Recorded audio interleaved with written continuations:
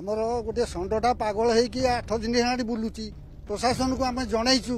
लोक मान क्षति करुच्ची आम चाटी कबाट देकर घरे रहीचु गोटे लोक काली मारदे आम बहुत किसी फोन कलु प्रशासन को किंतु आम पाखक एपर्यंत कौन लोक आसुना से षंड एवं बुलिकी माने राजधानी राजरास्त पागल षंढ उत्पात षंढ आक्रमण रे गड़ुछि मनीष मुंड सेपटे घटना को गुरुत्व देउनी प्रशासन एभली किछि दृश्य देखा मिली राजधानी भुवनेश्वर उपकंठ बरीमुंड पंचायत रोकोट गाँव में गतकाली षंढ आक्रमण रे हेमलता दास नामक वृद्धा मृत्यु होइतिबा बेले 5 रु ऊर्ध्व गुरुतर होइछन्ति। सेपटे षंढ को काबू करने सहित महिला को न्याय देवा दाबी रे ग्रामवासी टायर जाली रास्ता रोक करिसेंति। घटना है आम प्रशासन को यह विषय अवगत करूँ फॉरेस्ट डिपार्टमेंट कहूँ बीएमसी कहूँ मुख्य कथा बीएमसी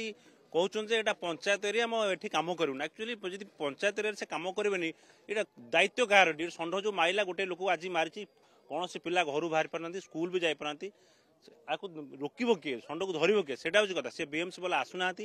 वीडियो को आम कथबार्ता करूँ सब कलेक्टर को कथबार्ता करूँ एपर्तंत कौन एक्शन नि जाए बीएमसी वाला कहूँ आमर से एरिया नुहे आपण पंचायत एरिया आपण अमक जगह को आम नंबर दौर से कर सेठी कहलु सी कहते आम एरिया नुह आम अमक आमको ऑर्डर देले आम करूँ कौन कथा आमर से शुणुना तो से आमर कह कथा ये षंढटी केमी आपण सुरक्षित विदा करेंगे आर क्षतिपूरणटा केमी मिल एपर्तंत कहूना जे आम जवाब दौ आईएस आई से कहूना जो तुम उठे दियो मुझे तार रिस्क नेबी सी भी नहीं पारना एपर्तंत भी मिल पारना आम क्या कहवा जदि आम गोटे साप को बाड़े मार दौचु फरेस्टर आसिक बांधिक नहीं पड़ जाऊँ कहीं तुम माइल बिना परामर्श आज लोक मरीगला कि फरेस्ट वाला देखा ना कि प्रशासन निद भांग षंढ को काबू करने को गाँ युवक हाथ में ठेंगा बाड़ी धरी गोड़ाई गोड़ाई हालिया होते गत 5 दिन धरी पागल षंढ यह अंचल में उत्पात करुछि फल आज जड़े निरीह लोकों मृत्यु घटिला बोली गाँवर युवक माने राग झाड़ी गुरुत्वपूर्ण कथा है रोकोट पंचायत ना बीएमसी रे जाउछि ना पंचायत रे जाउछि तेणु बीएमसी को फोन करी करी हालिया गाँवर युवक माने केवल रोकोट ग्राम पंचायत नुहे भुवनेश्वर अधिकांश मुख्य रास्तागुड़िक षंढ मानकर प्रादुर्भाव बढ़ी एथिपाई बीएमसी ना बीडीए केही ध्यान न देबा भुवनेश्वर बासिंदा असंतोष बढ़िबा स्वाभाविक पर्यंत पहुँचनी आम गाँव गोटे लेडीज टाक भी मार्थिला से मौसी आज सकाଳେ डेथ हो गले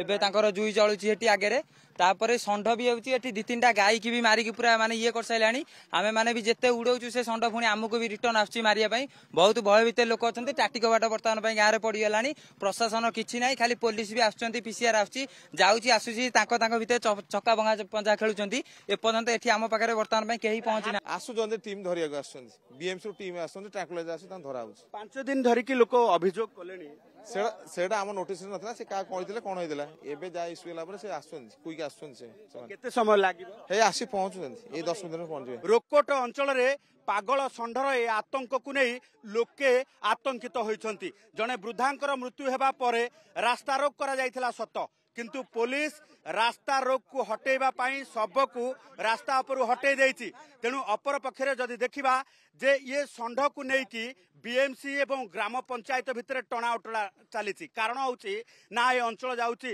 बीएमसी रे ना ग्राम पंचायत रो कोनोसी कार्यकारिता अर्थात पदक्षेप रही एभली स्थिति रे ए पागल षंढ को जबत करिवो किए लोक आतंकित रु केबे मुक्ति पाइबे भुवनेश्वर कैमरा पर्सन प्रभात को सह चंदन पाइक राय ओटीवी।